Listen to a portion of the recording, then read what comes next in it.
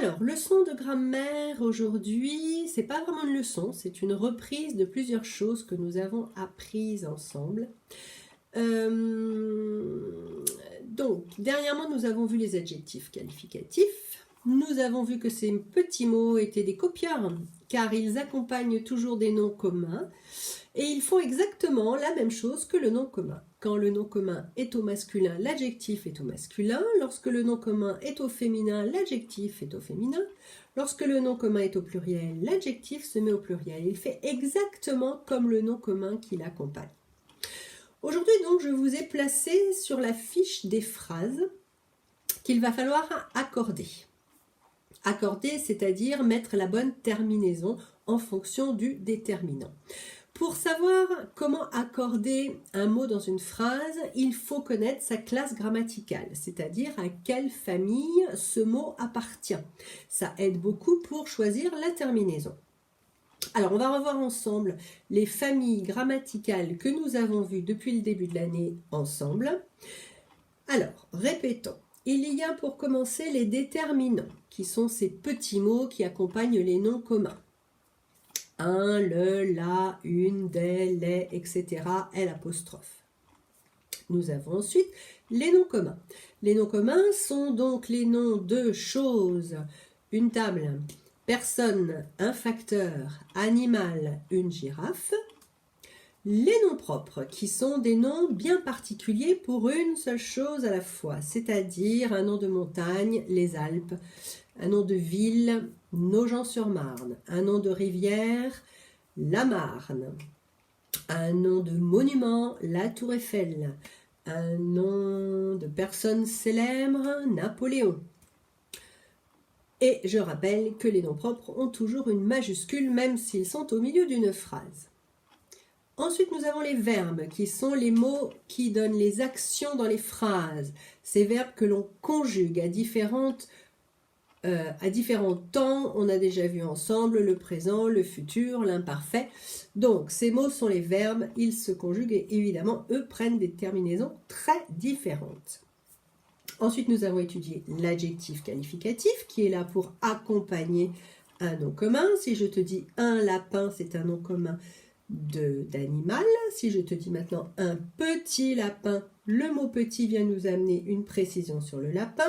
Si je te dis un petit lapin blanc, on a encore une autre précision sur le lapin.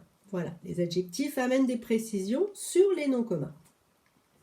Nous avons étudié les mots invariables. Les mots invariables portent bien leur nom, ils ne changent jamais. Peu importe si on les écrit au féminin ou au pluriel, ils sont toujours dans les phrases écrits de la même manière. Nous avons également appris les pronoms personnels. Rappelle-toi, je, tu, il, elle, on, nous, vous, il avec un S, elle avec un S, qui sont des petits mots qui accompagnent les verbes lorsqu'on a besoin de remplacer des mots par ces petits mots. Par exemple, des personnes, au lieu de dire un garçon chante, on va dire il chante.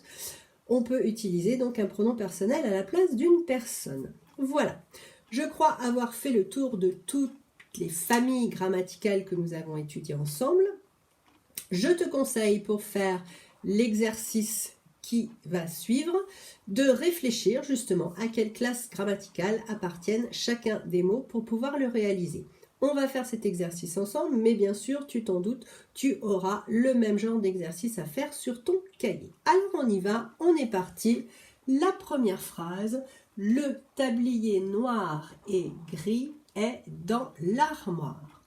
Je te demande de me transformer toute cette phrase en commençant cette fois non pas par le, mais par les, c'est-à-dire de transformer tout simplement la phrase au pluriel. Alors, allons-y. Donc, le est un déterminant, il se transforme en les.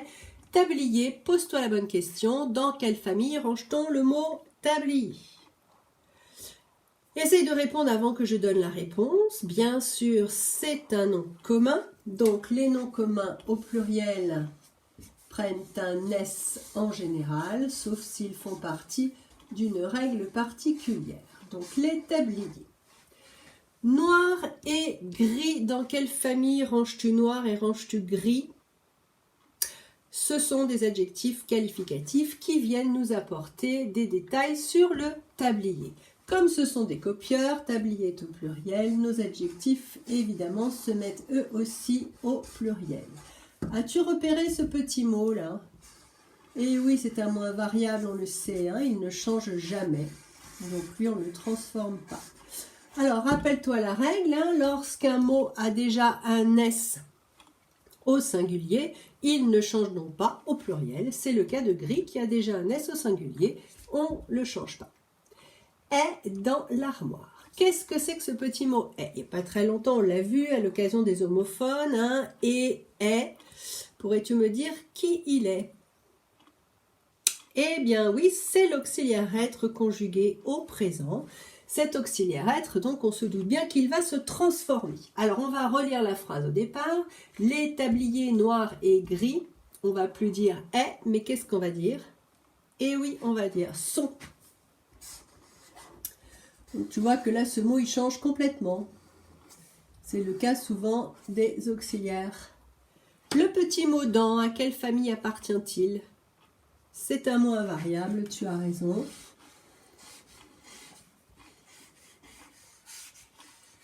Alors, L', en quoi se transforme L' au pluriel? En lait, bravo. Et donc, armoire, dans quelle famille se trouve armoire? Bien sûr, c'est un nom commun de choses. Donc, au pluriel, ça prend un S.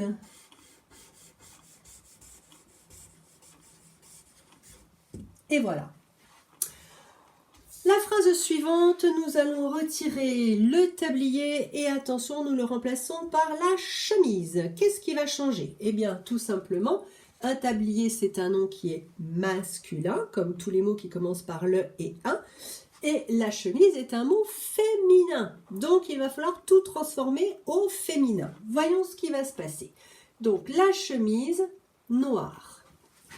Alors, nous sommes toujours avec notre adjectif qualificatif. Rappelle-toi que l'adjectif qualificatif est un copieur.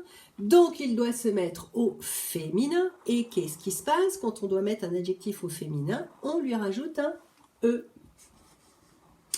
Notre est toujours moins variable, ne change pas. Gris. Qu'est-ce qu'on va dire pour parler de la chemise? Allons-nous dire que c'est une chemise gris ou autre chose? Eh bien oui, tu as raison. Là aussi, je rajoute un E et même je l'entends, ce E. Une chemise grise. Donc la chemise noire et grise. Alors, on retrouve notre même verbe être. Comme pour le tablier, que ce soit une chemise ou un tablier, on va dire est, bien sûr. Dans mot invariable, il ne change pas. Et l'armoire reste l'armoire. Puisque là, ça ne change pas, ça n'a pas de rapport direct avec la chemise. Attention, on nous demande de mettre toute cette phrase au pluriel. C'est parti. Donc là, se transforme en lait. Qu'est-ce qui va se passer à chemise? On rappelle, la famille de chemises, ce sont des noms communs.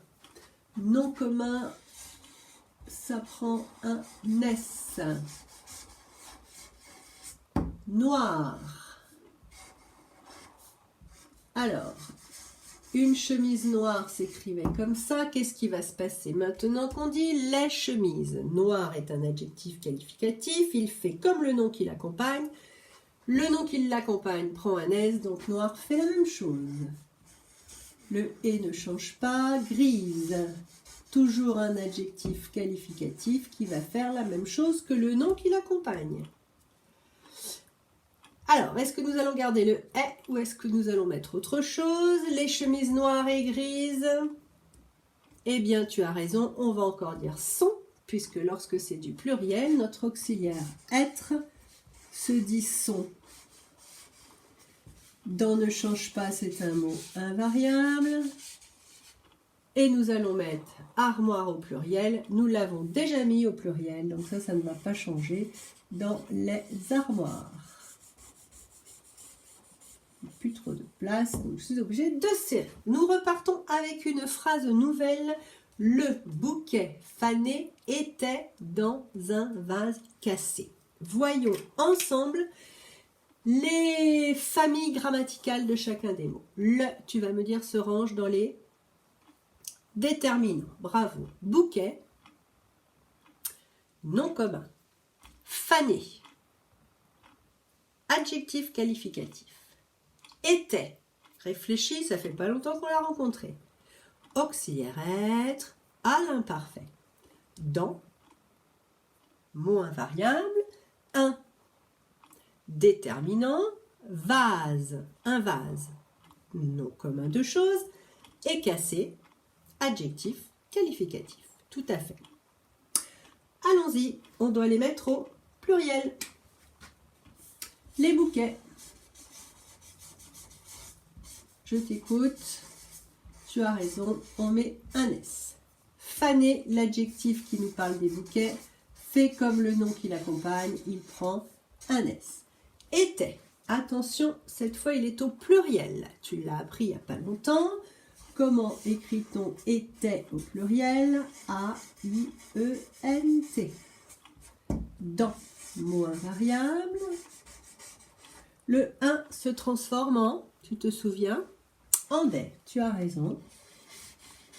Vase, nom commun, prend un S. Des vases.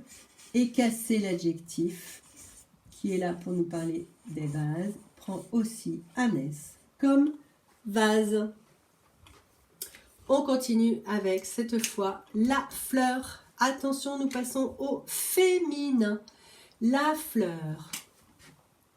Fané.